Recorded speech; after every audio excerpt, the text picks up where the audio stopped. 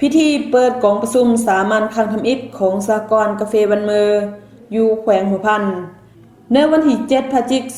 ายน2019นี้แขนงพัฒนาชนบทและสหกรณ์แผนกกสิกรรมและป่าไม้แขวงหัวพันได้จัดพิธีเปิดกองประชุมสามัญครั้งทำอิฐของสหกรณ์กาแฟบันเมอขึ้นอยู่ที่หอวัฒนธรรมแขวง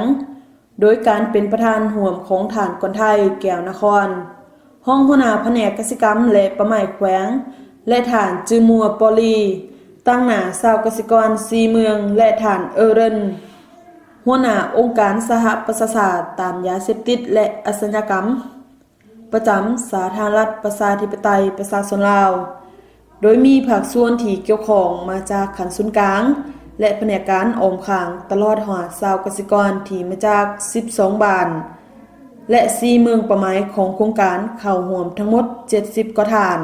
เนื้อกองประชุมได้หาฟังประวัติความเป็นมาของสหกรณ์กาแฟบันเมอโดยแม่นโครงการลาวแซด49ขององค์การสหประชาชาติต้านยาเสพติดและอาชญากรรมได้เห่อการช่วยเหลือพัฒนามาจากปี2016หาปี2019อยู่ใน12บ้าน4เมืองเป้าหมายของโครงการคือ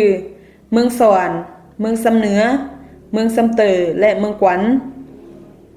โดยการให้ทุนสนับสนุนจากประเทศลุกเซมเบิร์กและสถานทูตอเมริกาประจำลาวจำนวน$2,200,000โดยเฉพาะเน้นเสริมการพัฒนาเพื่อทดแทนการปลูกฝิ่นเพื่อหันเอากาแฟเป็นหนึ่งในทางเลือกทางด้านเศรษฐกิจ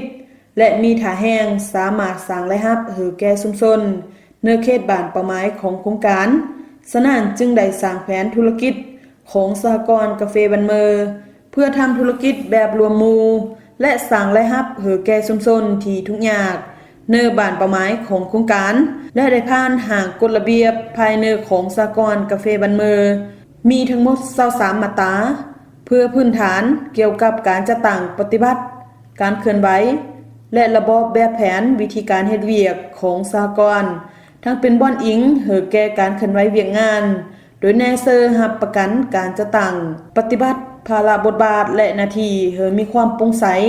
เป็นระบบปกป้องผลประโยชน์อันชอบธรรมของสหกรณ์และสมาชิกเนื้อตอนท้ายของกองประชุมบรรดาภาคส่วนที่เกี่ยวข้องและสมาชิกกาแฟบันเมอ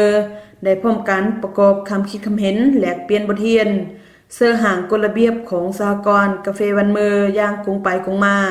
และท่านประธานได้เห็นดีเป็นเอกภาพเพื่อปรับปรุงให้เหมาะสมตามพระบทบาทสิทธิและหน้าที่ของสมาชิกโดยการชี้นำของกรรมการบริหารสหกรณ์เพื่อปฏิบัติไปตามแนวทางนโยบายระเบียบกฎหมายของภาครัฐและวางออก